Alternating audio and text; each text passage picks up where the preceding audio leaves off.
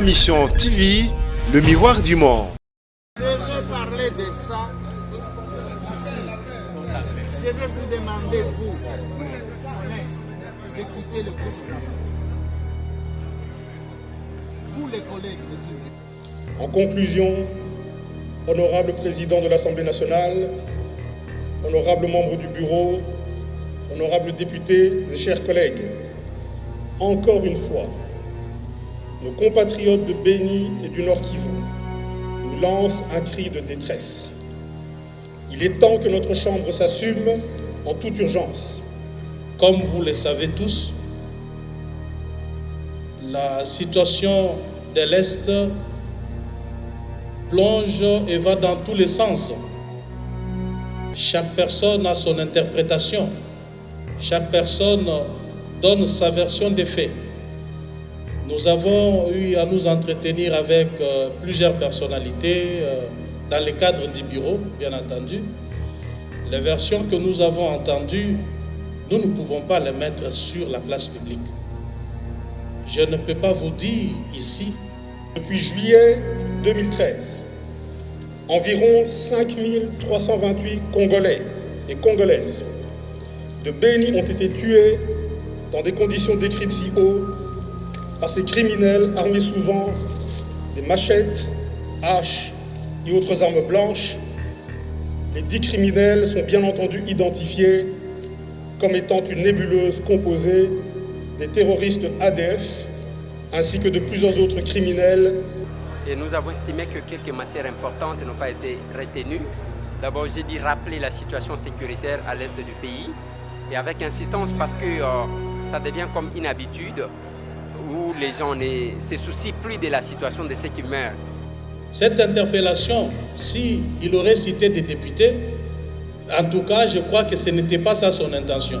Son intention était d'interpeller toute personne, acteurs politiques, acteurs de la société civile, militaires, qui seraient derrière tout ce qui se passe à l'Est, de se retirer. Dans les réseaux sociaux, mais surtout, bien sûr, des images qui parviennent à mon téléphone. C'est pour ça que je me suis dit qu'il était important d'intervenir et de demander au bureau de l'Assemblée nationale de bousculer ce calendrier.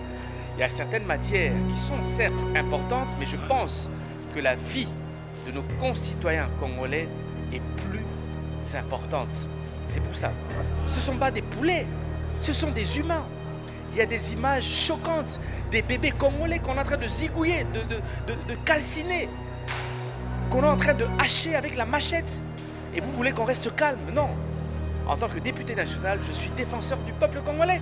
Il y a des Congolais qui m'appellent d'Ituri, de Béni, qui pensent que nous les avons oubliés. De 4 bandekolanga muso députés nationaux awa, bazali bangondi bazo sala ki bombule zana est pays. Et zali na ba généraux mususu. Bazali na Kinshasa awa, bazo tonga ba immeuble, ba ranch, ba villa.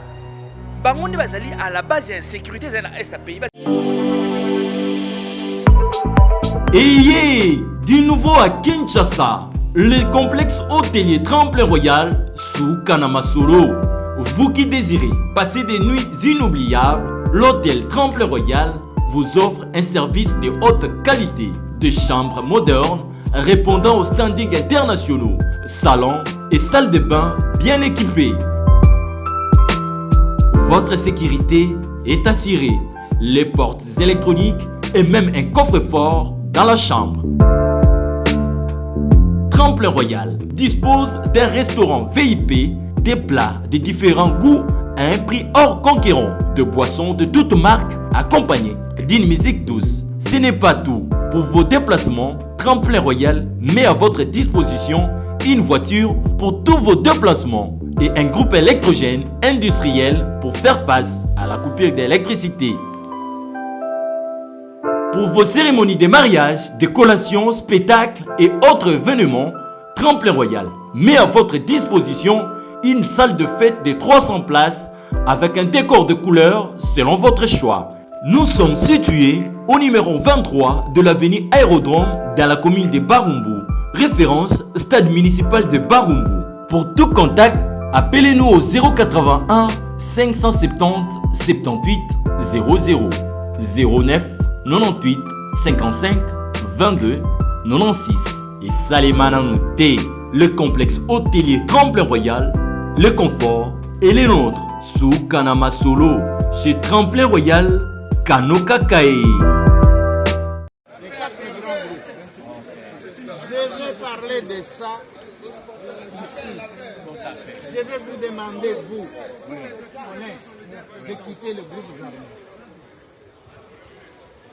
Vous les collègues de Kivu, vous les collègues du Grand Kivu, quittez les groupes armés, je vais le dire. jitalala patutama na bini tujibinchimenge chukulu cha province wa Nord Kivu mushindo mwane basombela ku Sud Kivu ne baikala basangi buku Ituri bwachinga ni kumusani kumusangu bantombweje bajibikala bajulani bingo ya bwana sekolo wa Est kipa chileka memene kajichinga kipa chileka busikajika. Actuellement sur les réseaux sociaux des propos qu'on a attribués à l'honorable président Mbosso demandant aux députés du Grand Kivu de quitter les groupes armés. C'est pourquoi, au nom de tous les députés de l'Est, je tiens à préciser que nous, députés nationaux, ne sommes impliqués ni de près ni de loin dans l'activisme des groupes armés. Au contraire, nous sommes mobilisés depuis le début de la législature dans toutes les activités de l'État pour l'éradication totale des groupes armés à l'Est. À titre d'exemple, au début de la législature, les députés du Nord Kivu et de l'Ituri et du Sud Kivu se sont tous impliqués dans des campagnes de sensibilisation des groupes armés pour leur reddition. Suite à cela, certains groupes armés du Massissi se sont regroupés au camp de Mubambiro, ceux de Beni au camp de Kalunguta et ceux de l'Ituri aux environs de Bunia. Faute d'accompagnement, malheureusement, par manque de logistique et de moyens par notre gouvernement, certains de ces groupes armés sont retournés dans leur milieu d'origine. Honorable président de l'Assemblée nationale, distingués membres du bureau, honorables députés et estimés collègues, nous prenons la parole aujourd'hui par motion d'information au nom de tous les députés nationaux élus du Nord Kivu pour que la nation congolaise tout entière, à travers la représentation nationale, soit informée des faits d'une extrême gravité qui se déroulent dans la province du Nord Kivu, essentiellement dans la région de Beni, lesquels faits sont assimilables à l'Holocauste qu'a subi le peuple juif lors de la Deuxième Guerre mondiale. Honorable Président, chers collègues députés, au moment où nous parlons, il ne passe pas un seul jour sans que des dizaines de vies ne soient fauchées, et ce, de la manière la plus atroce. Des corps humains dépecés par des machettes et des haches, des corps humains brûlés et jetés dans les toilettes, etc. À titre d'exemple, tenez, de février 2021 à ce jour, on a enregistré plus de 250 personnes égorgées. En même temps, on dénombre plus de 352 villages pillés et incendiés. Le trafic sur la route nationale numéro 4 reliant Beni à la frontière ougandaise par laquelle se font toutes les importations et exportations est coupé au courant de ce mois de mars à la suite des tueries et des incendies des véhicules survenus sur ce tronçon. À titre de rappel, depuis juillet 2013, environ 5328 Congolais et Congolaises de Beni ont été tués dans des conditions décrites si haut par ces criminels armés souvent des machettes, haches et autres armes blanches. Les 10 criminels sont bien entendu identifiés comme étant une nébuleuse composée des terroristes ADF ainsi que de plusieurs autres criminels assimilés à des éléments incontrôlés des FARDC, des miliciens Maïmaï et autres groupes armés opérant dans la zone. Il convient par ailleurs de rappeler ici que face à la détérioration grandissante de la situation sécuritaire dans la région, les élus que nous sommes avions depuis longtemps alerter toute l'opinion nationale ainsi que le gouvernement central sur l'urgence d'une intervention appropriée. C'est ainsi que des opérations militaires furent menées en plusieurs séquences, dont malheureusement les résultats sont peu reluisants à ce jour, à cause notamment des détournements de fonds mis à disposition des opérations, du trafic d'armes et munitions et autres trahisons de la part de quelques officiers affairistes, faits qui ont aggravé la situation. Figurez-vous, par exemple, qu'au moment où l'opinion s'interroge sur la cause de la capacité élevée de nuisance des ADF et des autres groupes armés, il y a à peine une semaine, un réseau mafieux de ravitaillement en armes et munitions des ADF, réseau constitué d'officiers supérieurs des FARDC, des hauts cadres de l'Institut congolais pour la conservation de la nature, ICCN en sigle, a été appréhendé en flagrant délit de vente d'au moins 140 000 cartouches. Ce même réseau est à la base d'une distribution régulière des équipements militaires FARDC, dont les tenues militaires, les armes lourdes et légères, aux groupes armés et surtout aux ADF, ce qui constitue une preuve suffisante de l'implication avérée de certains officiers véreux des FARDC dans les massacres des populations des autres patriotes militaires. De même, il est à déplorer que les fonds mis à la disposition de l'armée pour les opérations militaires d'envergure, lancées en octobre 2019, ont été en grande partie détournés. Malgré les dénonciations des élus, les auteurs n'ont jamais été inquiétés. Pendant ce temps, nos militaires vivent dans un dénuement total au front, ce qui impacte très négativement sur leurs prestations.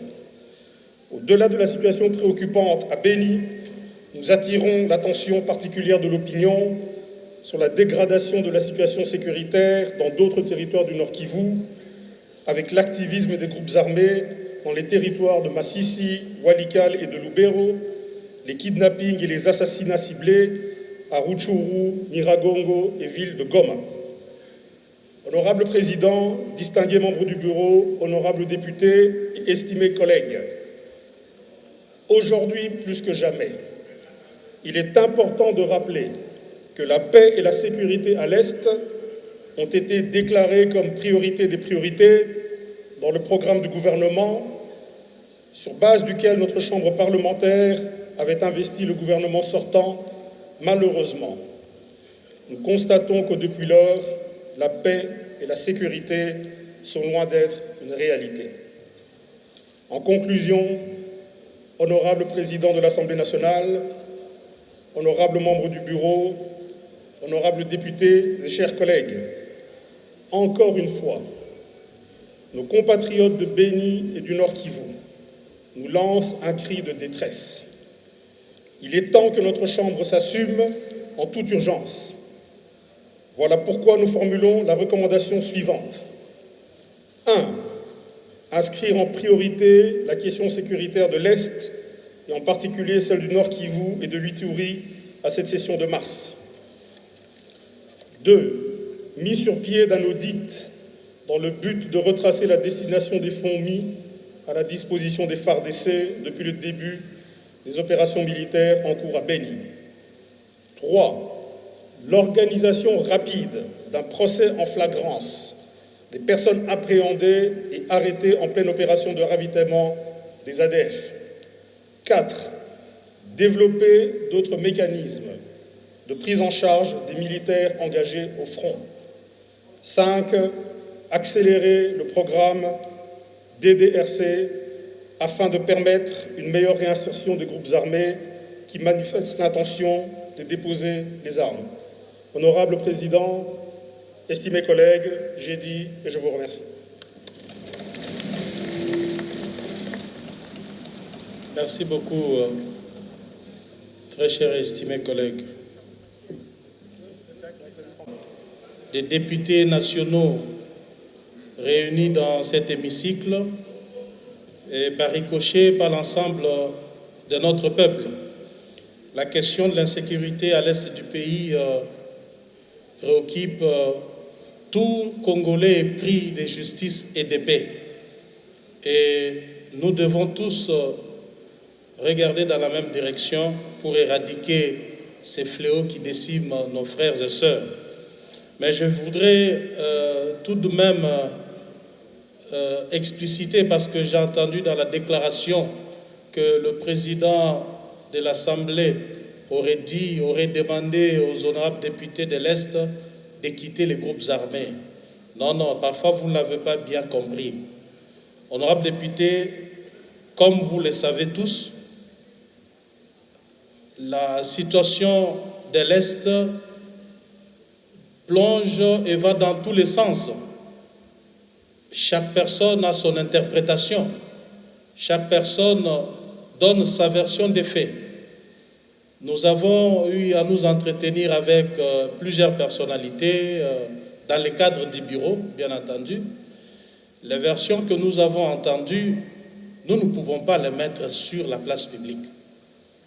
Je ne peux pas vous dire ici ce qui nous a été rapporté par les services de renseignement, par non seulement les services de renseignement congolais, mais aussi des pays occidentaux qui ont plus de moyens pour mener des investigations.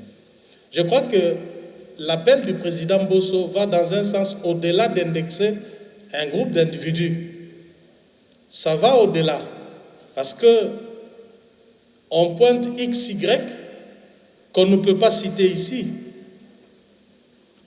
parce qu'il sera demandé des preuves à gauche, à droite, mais tout simplement nous interpellons à tout Congolais de s'intéresser sur cette question. Ou tout Congolais, parce que quand on est Congolais, on a l'âme du pays. On est patriote, n'est-ce pas? On ne peut pas être Congolais et participer à la destruction de son propre pays ou s'adonner à des actes de criminalité comme ça se passe à l'Est. Donc nous demandons, le président Bosso interpelle ceux qui, entre guillemets, seraient derrière ces histoires. Parce que nous ne voulons pas ici vous dire c'est une question d'État, c'est une question de sécurité, et nous ne sommes pas appelés à dévoiler tout sur ces micros. Cette interpellation, s'il aurait cité des députés, en tout cas, je crois que ce n'était pas ça son intention. Son intention était d'interpeller toute personne, acteurs politiques, acteurs de la société civile, militaires, qui seraient derrière tout ce qui se passe à l'Est, de se retirer. Et ça, c'est clair qu'il y a des gens qui tirent les ficelles dans tout ce qui se passe à l'Est du pays. Et alors, tout ce que nous disons, c'est que demain, lorsque les gens seront interpellés, votre bureau ne sera pas là pour protéger qui que ce soit.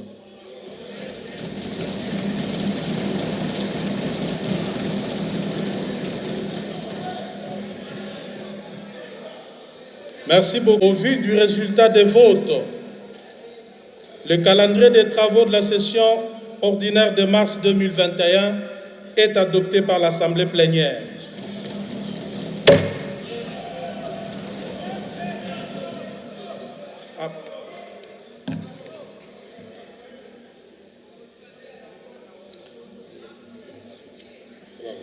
Honorables députés, chers collègues, nous avons ainsi terminé avec notre ordre du jour. Il ne me reste plus qu'à vous remercier pour avoir pris part activement à nos travaux. La séance est levée.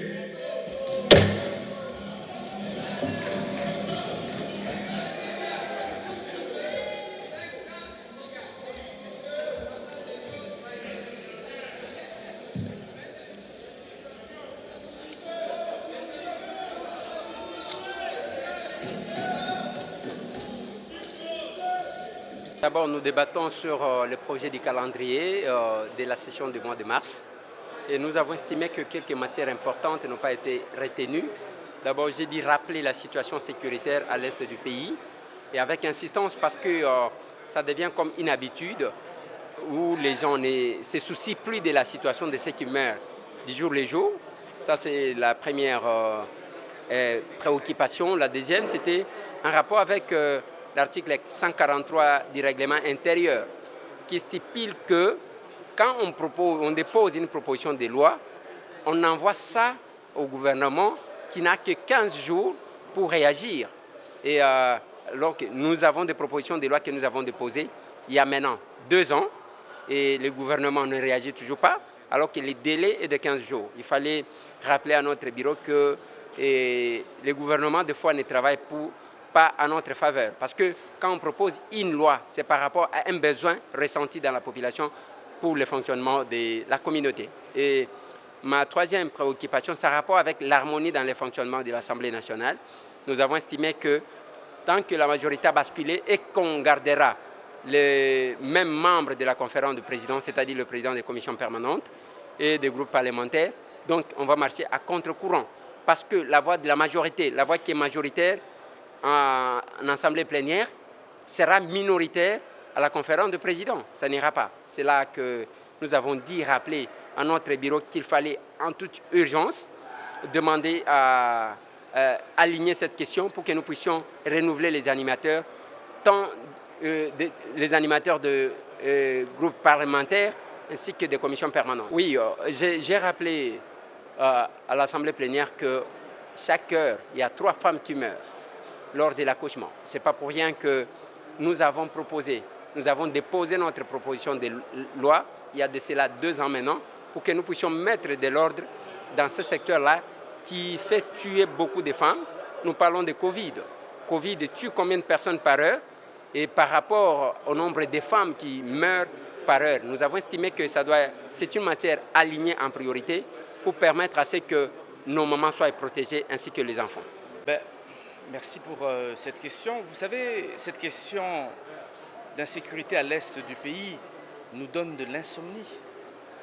Toute cette nuit, je n'ai pu fermer l'œil à cause des images atroces, terribles, que je découvre depuis quelques semaines dans les réseaux sociaux, mais surtout, bien sûr, des images qui parviennent à mon téléphone. C'est pour ça que je me suis dit qu'il était important d'intervenir et de demander au bureau de l'Assemblée nationale de bousculer ce calendrier. Il y a certaines matières qui sont certes importantes, mais je pense que la vie de nos concitoyens congolais est plus importante. C'est pour ça que je l'ai dit au niveau du perchoir, que nous puissions bousculer le calendrier pour bien sûr parler de l'insécurité qui se déroule à l'est du pays, en République démocratique du Congo. Vous devez savoir qu'aujourd'hui, il y a plus de 67 000 Congolais qui sont déplacés à cause de l'insécurité qu'il y a à l'est du pays. Donc, je pense qu'avant même de traiter toutes ces affaires de CENI, des projets de loi, de propositions de loi qui viennent de certains collègues députés, je pense qu'il faut avoir le courage de se regarder en face et de dire clairement que les Congolais qui sont tués à l'est du pays ne sont pas des porcs, ce ne sont pas des vaches, ce ne sont pas des poulets, ce sont des humains. Il y a des images choquantes, des bébés congolais qu'on est en train de zigouiller, de calciner, qu'on est en train de hacher avec la machette. Et vous voulez qu'on reste calme? Non. En tant que député national, je suis défenseur du peuple congolais. Il y a des Congolais qui m'appellent d'Ituri, de Beni, qui pensent que nous les avons oubliés, de Katanga, de l'Équateur. Ils pensent que nous, députés nationaux, nous sommes dans le calme et que nous les avons oubliés. Cette intervention au niveau du Parlement, c'était pour leur dire que nous sommes de cœur avec eux et que nous allons faire un effort pour que cette question soit débattue ici au niveau de l'Assemblée nationale. Il faudra interpeller le ministre de la Défense, le Premier ministre, même certains généraux. Parce que vous devez savoir aujourd'hui, le problème de ce qui se passe à l'est du pays, c'est qu'il y a certains politiciens qui sont complices. Mais il y a aussi certains généraux, certains officiers de l'armée congolaise qui sont complices. Il y a aussi certains députés nationaux, je vous ai dit qu'il y a aussi des politiciens, des députés nationaux qui sont complices. Cette fois-ci, il faut les dénoncer. C'est pour ça que j'ai demandé que quand il y aura plénière sur l'insécurité à l'est du pays, que toutes les chaînes de télévision locales puissent être présentes, mais aussi des chaînes internationales puissent être présentes pour savoir réellement ce qui se passe à l'est du pays. Voilà. Likamwa Est et ça la kinga na zanga pongi na butu. Tant na mona ba image ya mabe, ba image atroce. Nazomona ba okata ba ndeko na biso manchette, ba otobola ba mabumu. Ba komi ko bomana ba bébé, ba za na sonité, ba bébé congolais. Ba komi ko boire na bilanga ko tumba bango. Ezali ba image moko choquante qu'on ne pouvait pas voir na kata mboka oyo. Yango na lekaki liboso a perchoir ya Assemblée nationale pona yebisa bango. Le plus important aujourd'hui, c'est de débattre les insécurité au ezali na est à pays. C'est ça le plus important. Ba loi mususu, ba projet de loi, ba proposition de loi, oye pesami na gouvernement, oye pesami bien sûr na ba députés nationaux, et koki kozela. Mais il faut aujourd'hui tous avoir courage, tout débattre makamuzo salama na est pays. Il faut qu'on ait balikamo ndeko na ngai. Ba ndeko na ngai musu ba députés nationaux awa, bazali bangonde bazo sala ki bombule za na est pays. Et zali na ba généraux mususu. Bazali na Kinshasa awa, bazo tonga ba immeuble, ba ranch, ba villa. Bangonde bazali à la base il y a insécurité za na est pays. Bazali ba trafiquants, ba affairistes.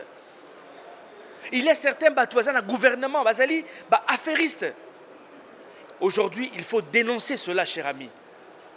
Plus de 10 millions de Congolais, koufi, c'est trop, c'est trop. Donc, je pense que les lois au Parlement, il faut tous avoir courage. Tout dénoncer Makambo, Oezo Salamana, Est pays. Nous n'accepterons plus cela. Il y a un na mataki na liboso, il y a perchoir. Pour nous dire que Mokolo Tokolo la maman insécurité à pays, et ça la wikloté. Et Salama, liboso ba journaliste, il y a Congo, mais aussi liboso ba journaliste sur le plan international. Voilà. Beaucoup. Moi, je vais dire tout d'abord que je suis satisfait. Je suis satisfait qu'on ait enfin débattu sur ces projets aujourd'hui.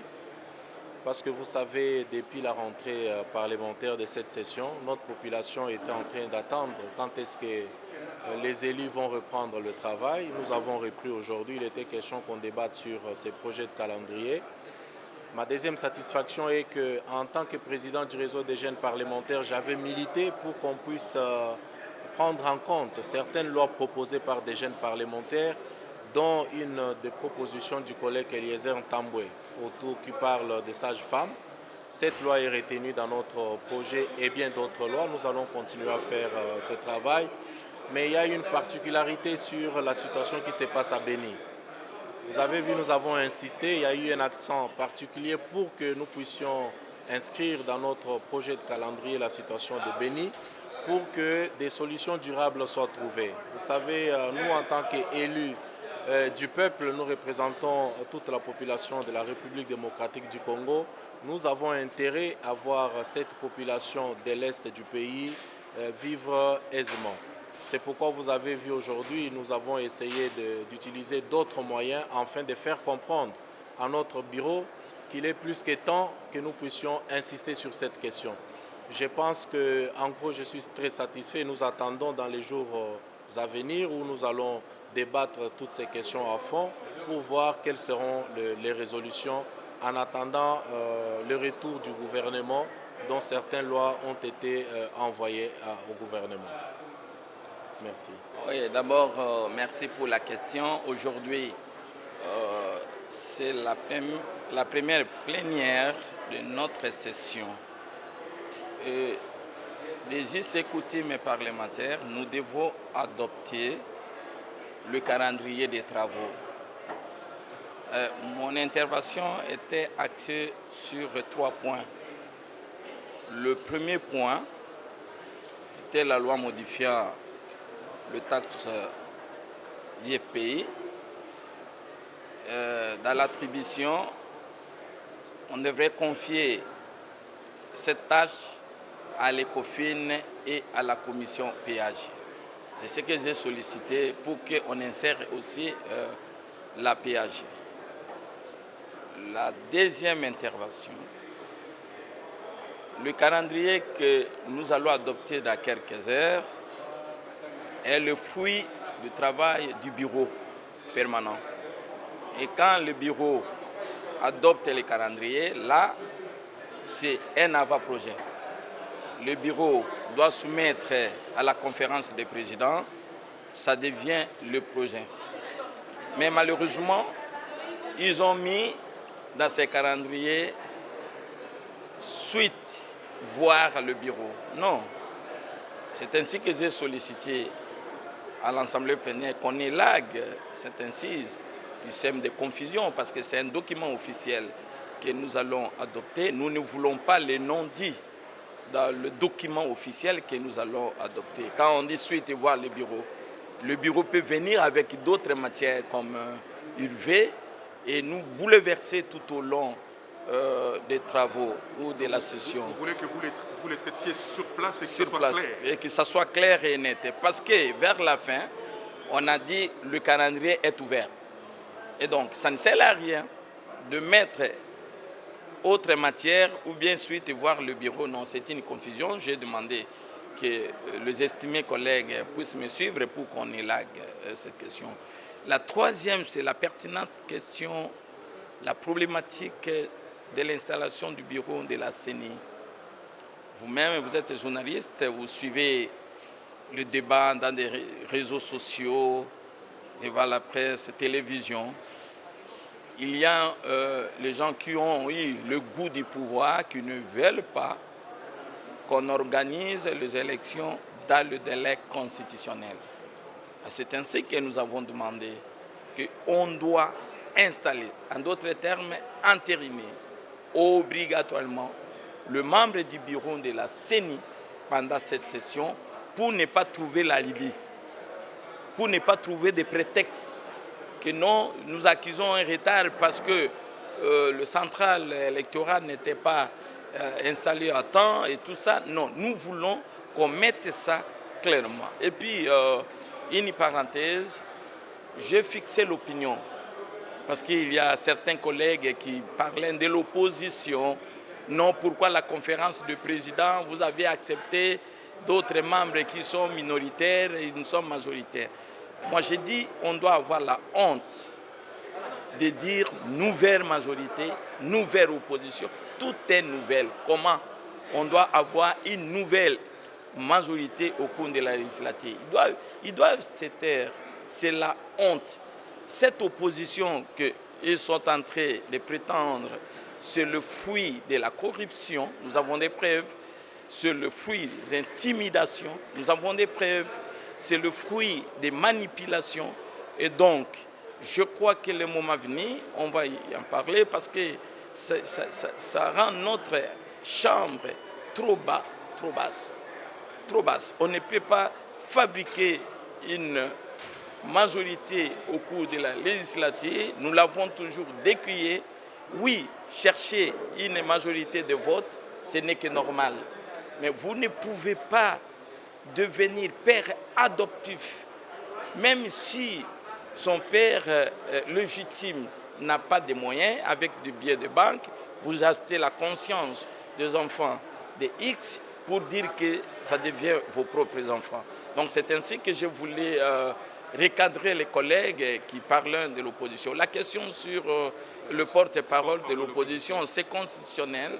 Et on doit organiser l'opposition.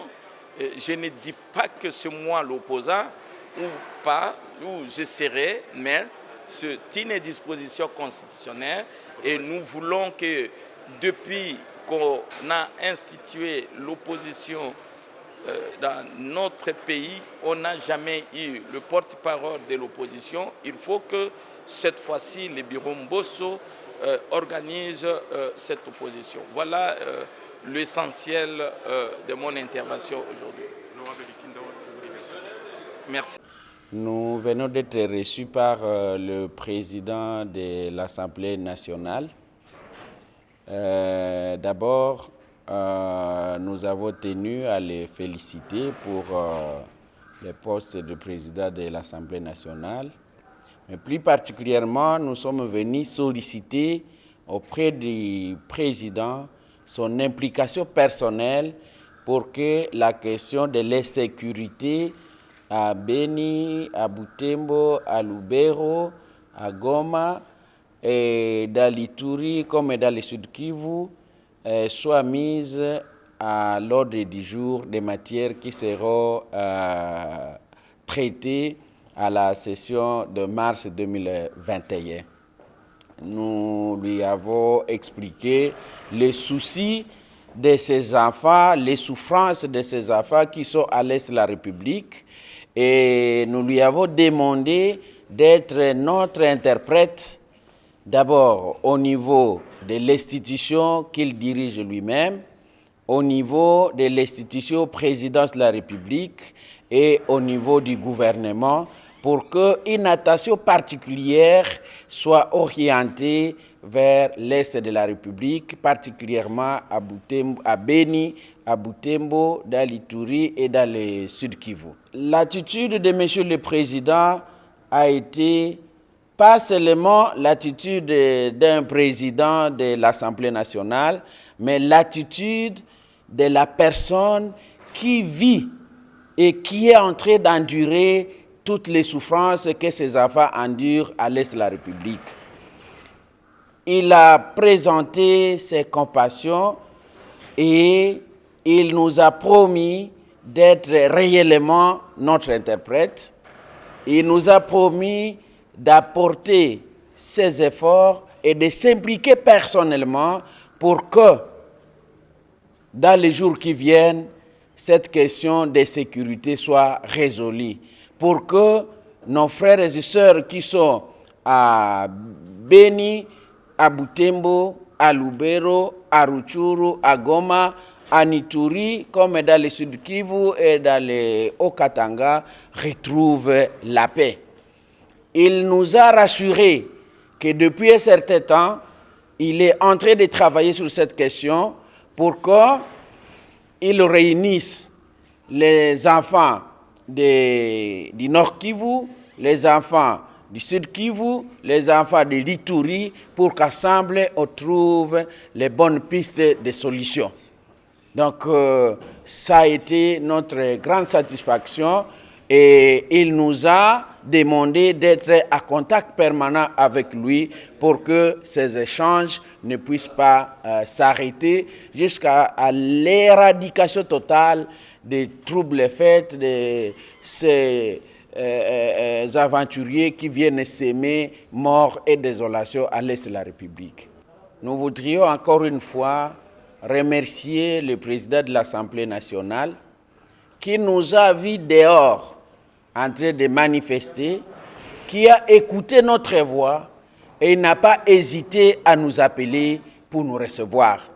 Encore plus, il a arrêté la plénière pendant tout état pour qu'il nous reçoive et qu'il compatisse avec nous.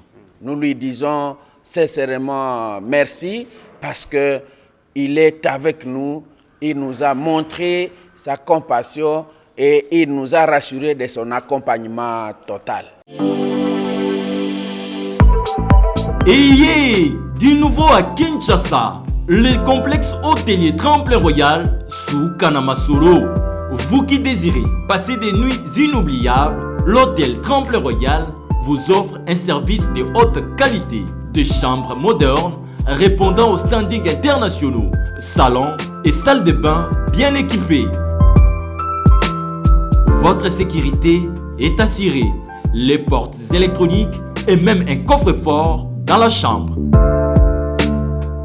Tremplin Royal dispose d'un restaurant VIP, des plats de différents goûts à un prix hors conquérant, de boissons de toutes marques accompagnées d'une musique douce. Ce n'est pas tout. Pour vos déplacements, Tremplin Royal met à votre disposition une voiture pour tous vos déplacements et un groupe électrogène industriel pour faire face à la coupure d'électricité. Pour vos cérémonies de mariage, de collations, spectacles et autres événements, Tremplin Royal met à votre disposition une salle de fête de 300 places avec un décor de couleurs selon votre choix. Nous sommes situés au numéro 23 de l'avenue Aérodrome dans la commune de Barumbu, référence stade municipal de Barumbu. Pour tout contact, appelez-nous au 081 570 78 00 09 98 55 22 96 et Salimana Nouté, le complexe hôtelier Tremplin Royal, le confort et les nôtres sous Kanamasolo chez Tremplin Royal Kanokakae.